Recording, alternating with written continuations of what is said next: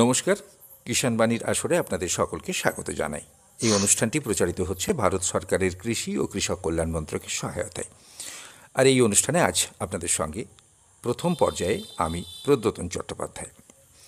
আজ কিষাণ বাণীর প্রথম পর্যায়ে আমরা আলোচনা করব মিশ্র চাষ হিসাবে আমন ধানের জমিতে সবজি চাষ।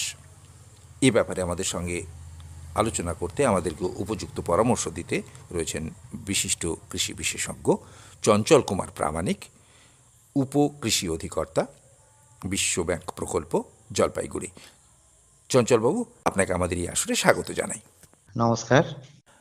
চঞ্চলবাবু, এই যে আজকের বিষয়টা আমরা বললাম যে মিশ্র চাষ হিসেবে আমন ধানের জমিতে সবজি চাষ, এটা বীরভূমে কিছুটা ক্ষেত্রে হচ্ছে। আপনি গত মাসেও বীরভূমের কৃষি বিভাগে কর্মরত ছিলেন, আপনি উত্তরবঙ্গে গেছেন এই মুহূর্তে জলপাইগুড়িতে।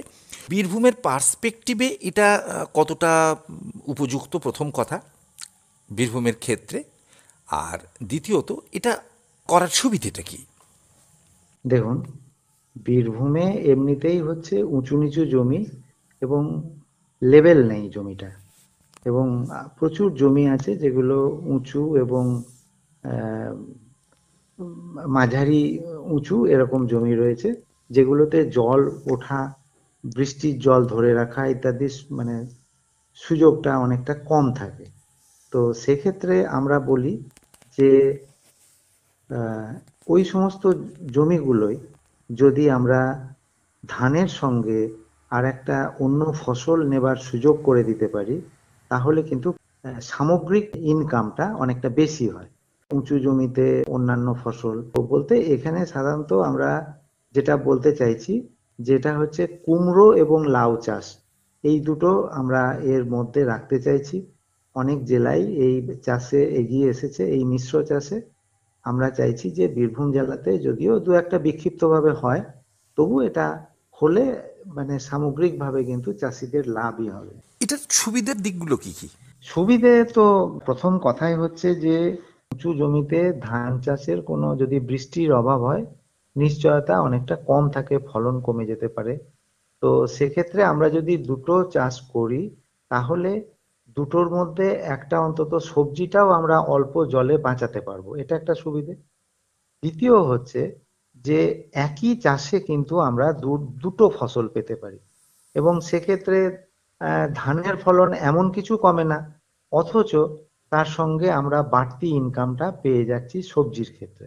এরপরে আমরা বলতে পারি যে আমরা যে সময়টা সবজি চাষ করব সেইটা প্রায় পুজোর সময় সেই ফসলটা উঠবে, এবং তার জন্য আমরা দামটা অনেক বেশি পাবো সবজিতে।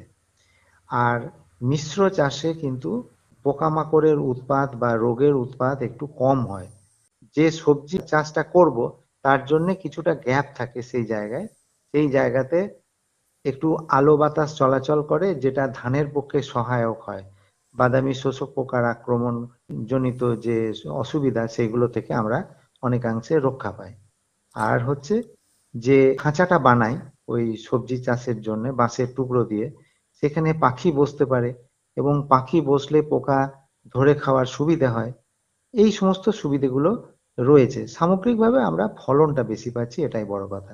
এখানে একটা অসুবিধের কথা মনে হতে পারে, যেটা হলো ওই যে খাঁচাটা বানানো হলো, হুম। সেখানে সবজি চাষটা হবে, তার জন্য তো খানিকটা জায়গা চলে যাবে, হুম। সেখানে ধান থাকবে না। তার ফলে কি ধানের উৎপাদন কম হতে পারে? আমি একটা হিসেব বলি, ধরুন 1 বিঘে জমি, 1 বিঘে জমিতে আমরা 120টা কুমড়ো এবং প্রায় 90-100টা মতো লাউয়ের গাছ লাগাতে পারি, তাহলে ততগুলো আমার ওই খাঁচা লাগবে। তো তার জন্যে মোটামুটি আমরা একটা হিসেব করে বলতে পারি 10 ফিট বাই 12 ফিট বা 10 ফিট বাই 10 ফিট, যেমন চাষির সুবিধা হবে এইরকম পয়েন্ট করে ওই খাঁচাগুলো বানাতে হয়।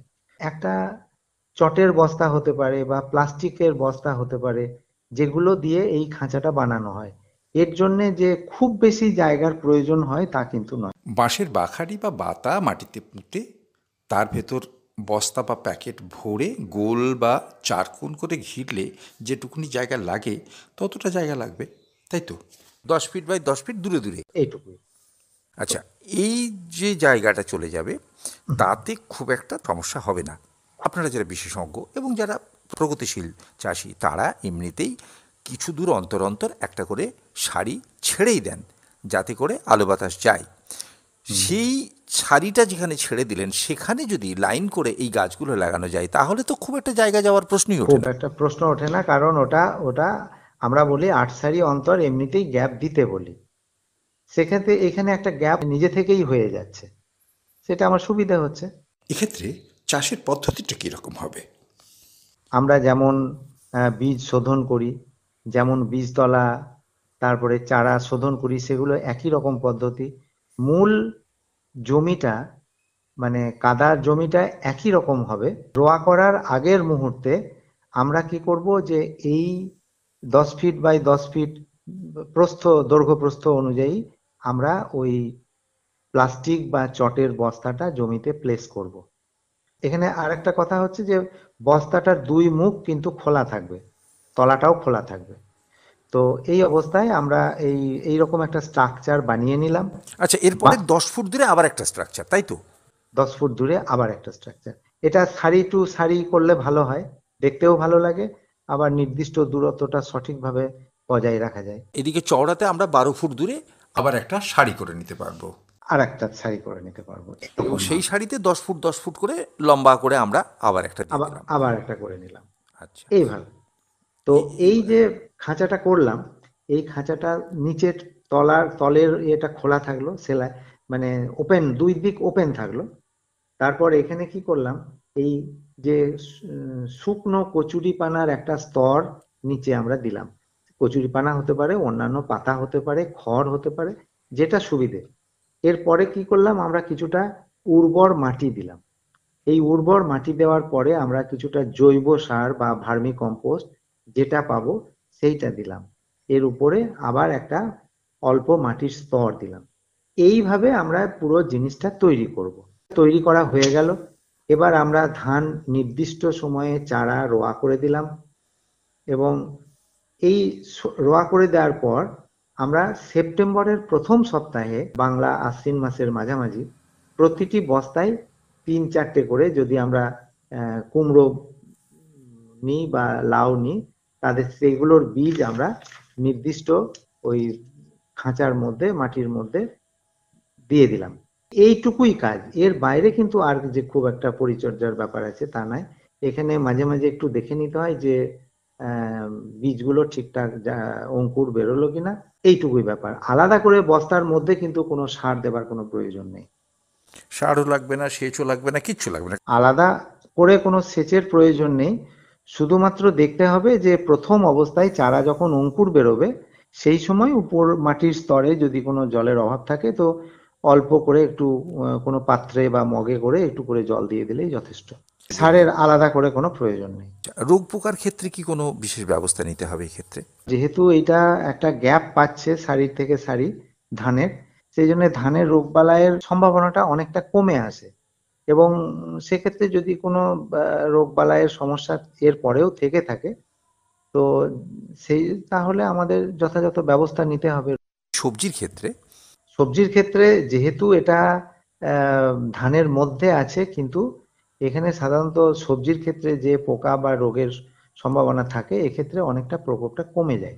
এবারে ওই গাছটা যখন বেরোচ্ছে ওটা তখন উঁচু হয়ে ওই মানে বস্তাটা ধরে উপর দিকে বেরিয়ে তো নিচের দিকে নেমে যেতে পারে। এমনিতে ধরুন জল কাদা আছে, সেখানে যদি গাছগুলো নেমে যায়, ফল যদি ওখানে ধরে, সেক্ষেত্রে কোনো সমস্যা হবে না? এখানে যে লতাটা বেরোবে সেই লতাটা ধানের উপর দিয়েই যাবে এবং অসুবিধে কিছু নেই। কেবল যখন ফলটা আসবে, কুমড়ো হোক বা লাউ হোক, সেক্ষেত্রে কিন্তু একটু মাটির মধ্যে নেমে যেতে পারে।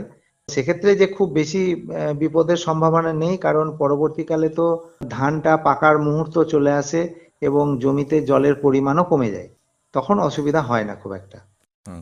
আচ্ছা, এখানে ফলনটা নর্মালি যেরকম লাগানো হয় ধরুন কুমড়ো বা লাউ, কাছাকাছি ফলন হবে? অবশ্যই কাছাকাছি ফলন হবে, এমন কিছু তফাৎ হয় না। ওইটুকুনি জায়গাতে যে পরিমাণ ধান উৎপাদন হতে পারতো তার চেয়ে তো কুমড়ো বা লাউ অনেক বেশি পয়সা দিতে পারবে। অনেক বেশি পয়সা দিতে পারবে। লাউ কুমড়ো ছাড়া অন্য কিছু কি লাগানো সম্ভব হবে? আমরা কিন্তু লাউ কুমড়োটা পরীক্ষা করে দেখেছি। তবে আমাদের মনে হয় এখানে অন্যান্য যেমন বেগুন গাছের একটা সম্ভাবনা আছে, বেগুন গাছ লাগানো যেতে পারে। আবার কিছু ক্ষেত্রে অন্য লতা গাছ যেমন লাফা হতে পারে, লাফাগুলোও লাগানো যেতে পারে ওখানে। চঞ্চলবাবু, আপনাকে অনেক অনেক ধন্যবাদ এতক্ষণ আমাদের এই একটা সুন্দর পরামর্শ দেবার জন্যে। আশা করব চাষি বন্ধুরা এভাবে ধানের সঙ্গে সবজির যে মিশ্র চাষ সেটা করবেন এবং করলে পরে যথেষ্ট লাভ পাবেন, এই আশা রেখে আপনাকে ধন্যবাদ এবং নমস্কার জানিয়ে, যারা এই পর্বের অনুষ্ঠান শুনলেন তাদের ধন্যবাদ এবং নমস্কার জানিয়ে এই পর্বের কিষাণ বাণী এখানেই শেষ করছি। নমস্কার চাষি বন্ধুরা, কিষাণ বাণী অনুষ্ঠানে আপনাদের সকলকে স্বাগত। আজকে আমরা এসেছি লাভপুর ব্লকের অন্তর্গত নবগ্রামে। আমরা কথা বলবো এই গ্রামের একজন সফল চাষি বন্ধুর সাথে, যিনি সারা বছর ধরে চাষবাস করে আজকে সফল হয়েছেন। শুধুমাত্র যে সবজি চাষ বা ধান চাষ না, আজকে হাঁস মুরগি পালন করেও কিন্তু আজকে তিনি সফল হয়েছেন। এরকম একজন চাষি বন্ধুর নানা অভিজ্ঞতার কথা আজ আমরা শুনবো। দাদা, আপনার নাম? নমস্কার, আমার নাম রঞ্জিত ঘোষ। মূলত আপনি কি কি চাষবাস করে থাকেন আর কি চাষ করে আপনি সফল হয়েছেন? মূলত আমি ধান চাষ আমাদের মেন চাষ, তার সঙ্গে সাথী ফসল হিসেবে বিভিন্ন সবজি চাষ করে থাকি। আর এর সাথে আমি যেটা আমার মূল ব্যবসা সেটা হলো ব্রয়লার মুরগি চাষ। আচ্ছা, এই যে ব্রয়লার মুরগি চাষ করেন, তো এটা কত বছর ধরে এই মুরগি চাষ করে আসছেন? প্রায় 15-16 বছর এই ব্যবসার সঙ্গে যুক্ত আছি। আচ্ছা, তো আপনার কাছে জানবো যে এই মুরগি চাষ করতে গেলে একটা বিশেষ তাদের যত্ন নিতে হয় এবং তাদের যে বাসস্থান সেটাও ঠিক মতন করতে হয়। প্রথমে আমরা জানবো যে এই মুরগি চাষের জন্য কীরকম ঘরটা তৈরি করেন? দেখুন, এই ঘরটা এমন একটা জায়গায় করতে হবে যেখানে আলো বাতাস ভালো পৌঁছায়, একটু উঁচু জায়গায় হতে হবে যেন জল শোধ না করে এবং পরিষ্কার পরিচ্ছন্ন আবহাওয়া যায়, তাহলে মুরগি পালনের জন্য খুব সহায়ক। আচ্ছা, তো কি কি জাতের আপনি মুরগি পালন করেন? সাধারণত আমাদের দুটো জনপ্রিয় ব্রিড আছে, যেটা কক ব্রিড এবং রস ব্রিড। এই দুটোর মধ্যে যে কোনো একটা চাষ করা যায় আমাদের এই এলাকায়। তো কক ব্রিডটাই একটু ভালো, যেখানে রোগ প্রতিরোধ ক্ষমতা ভালো। আমরা সাধারণত কক ব্রিড দিয়ে চাষ করি। তো এই মুরগি চাষ করছেন, বর্তমানে কতগুলো আপনার এই ফার্মে মুরগি আছে? আমার ফার্মে 2000 ক্যাপাসিটি মুরগি আছে। মানে এই 2000 পিস মুরগি এই ফার্মের ভিতরে রেখে চাষ করা সম্ভব। আচ্ছা, তো আমরা জানি যে এই ধরনের মুরগি এমন একটি বিশেষ জাতের মুরগি যাদের দ্রুত মাংস উৎপাদনের জন্য পালন করা হয় এবং অনেক জায়গায় কিন্তু চাষি বন্ধুরা করে থাকেন, সেটা আপনি করছেন। তো কত দিনে এই মুরগির একটা বিক্রির উপযোগী হয়? সাধারণত একটা মুরগি যখন 1500 থেকে 2 কিলো যখন ওজন হয় তখনই এটা বিক্রির উপযুক্ত হয়ে যায়। তো এটা ঠিক 35 থেকে 40 দিনের মধ্যে এই ওজনটা এসে যায়, তখনই এটা বিক্রির উপযোগী হয়ে থাকে। ঠিক। তো অবশ্যই এটা খুব একটা ভালো, আপনি যেটা করে আসছেন প্রাণী পালন, সেটা খুব ভালো দিক। এবং সব থেকে ব্যাপার আপনি যেটা বললেন যে শুকনো উঁচু জমি, ভালো আলো বাতাস চলাচল, পরিষ্কার পরিচ্ছন্ন একটা আবাসন প্রয়োজন। কতটা জমিতে এই ফার্মটা তৈরি করেছেন? আপাতত কাঠা 6-7 এলাকা নিয়ে শুরু করেছি। 6-7 কাঠা মতো জায়গা আছে। মানে একটা লম্বা চওড়াতে যদি ধরা হয় 140 ফুট বা 21 ফুট আমার এই বাড়িটা তৈরি করা আছে। তো এই কতদিনে মোটামুটি একটা বিক্রি করা উপযুক্ত হয়? মানে কত কেজি হলে মোটামুটি, যদি আমরা একটা আনুমানিক ধরি যে 2 কেজি ওজন হতে কতদিন সময় লাগে? এই 35 থেকে 40 দিন ধরুন, এর তারপরে মধ্যেই হয়ে যায়। হ্যাঁ, দিয়ে বিক্রি হয়ে যায়। আচ্ছা, আর এটা পাশাপাশি এদের তো খাওয়া দাওয়ার একটা ব্যবস্থা থাকে, সুতরাং এই মুরগির খাদ্যে কি কি থাকা উচিত বা কি কি দেন আপনারা? খাদ্যে হাই প্রোটিন জাতীয় খাবার দিতে হয় মুরগিকে, মানে ভালো মাংস উৎপাদন করার জন্য। যেমন ধান, গম, ভুট্টা মেন উপাদান, তার সঙ্গে ভিটামিন, প্রোটিন, খনিজ উপাদান এসব দিয়ে খাবারগুলো তৈরি করা হয়। আর বিশেষ করে আমরা জানি যে এই ধরনের মুরগি পালন করতে গেলে একটা পরিচর্যা দরকার হয়ে থাকে, সকাল থেকে একবারে সন্ধ্যা পর্যন্ত বা 24 ঘন্টায়। আমরা কি কি ধরনের 24 ঘন্টায় বলুন। পরিচর্যাটা কি কি করেন? পরিচর্যা বলতে যে বাসনপত্র যেগুলো থাকে সেগুলো পরিষ্কার পরিচ্ছন্ন রাখতে হয়। জলের যে জায়গাগুলো আছে সেগুলোতে যেন কোনো রকম ছত্রাক না জন্মায়, সেগুলো পরিষ্কার পরিচ্ছন্ন রেখে পরিশোধিত জল এবং খাবার দেওয়াটাই হচ্ছে মেন। এই হচ্ছে পরিচর্যা। আর তার সঙ্গে যে সমস্ত ধরুন বিছানা, যে বিছানা থাকে সেইটাকে পরিষ্কার পরিচ্ছন্ন রাখতে হয়, মানে যাতে জমে না যায় বা কোনো রকম ওর মধ্যে ভিজে না যায়, ভিজে গিয়ে কোনো রকম দুর্গন্ধ না সৃষ্টি হয়, এইগুলোই পরিচর্যা। একটু আগে যেটা বললেন যে মুরগির খাদ্যে যেগুলো থাকা দরকার, যেমন বললেন উচ্চ প্রোটিন, পর্যাপ্ত হ্যাঁ, শস্য হ্যাঁ। বললেন, ভিটামিন বললেন, খনিজ উপাদান বললেন, এইগুলো কি কি ধরনের শস্য থাকে আপনার খাবারের মধ্যে? খাবারের মধ্যে যে প্রোটিন থাকে, ধরুন গুলো হয়তো কোনো সামুদ্রিক মাছ হতে পারে, কোনো প্রাণীজ প্রোটিনও হতে পারে, যা থাকতে পারে কোনো, আবার ধরুন কোনো জৈবিক প্রোটিন, মানে যেগুলো ধরো ওই সোয়াবিন জাতীয় এই ধরনের থাকে আর কি। সোয়াবিনের যে ডিওসিটা থাকে না, সোয়াবিনের ছাল টাল যেগুলো থাকে, যেগুলো ধরুন ব্যবহার হয় না, সেইগুলো এই খাবারের সঙ্গে মিক্স করে দিয়ে খাওয়ানো সম্ভব। আরেকটা যেটা আমরা জানি যে মুরগির প্রধান প্রধান হয়ে থাকে, যেগুলো অনেক সময় মুরগি প্রচুর পরিমাণে মুরগি মারাও যায়, সে ধরনের কোনো হ্যাঁ, সমস্যা? হ্যাঁ, দেখুন এমনিতে ছোটখাটো রোগ তো রয়েছেই, ইকোলাই বা পাতলা পায়খানা এই সমস্ত আছে। তাছাড়া কিছু ভাইরাস রোগও আছে, কিছু ব্যাকটেরিয়া ঘটিত রোগ, কিছু ভাইরাস ঘটিত রোগ, এবং কামড় আছে, তারপরে সিআরডি আছে, অনেক কয়েকটা রিক্সের আছে। এই সমস্ত রোগগুলো হলে আমাদের প্রোডাকশনের ক্ষতি হয়। মানে এগুলো কি ওই শ্বাসকষ্টজনিত রোগ? হ্যাঁ, বিভিন্ন রকম শ্বাসকষ্ট আছে।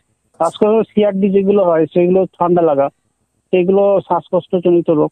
এখানে এই সিআরডি বলতে ওই ঠান্ডা লাগার যে একটা রোগ আছে, সেই রোগটা এলে তখন ওই শ্বাসকষ্টজনিত সমস্যাগুলো দেখা দেয়। এর জন্য আপনারা কি ব্যবস্থা নেন?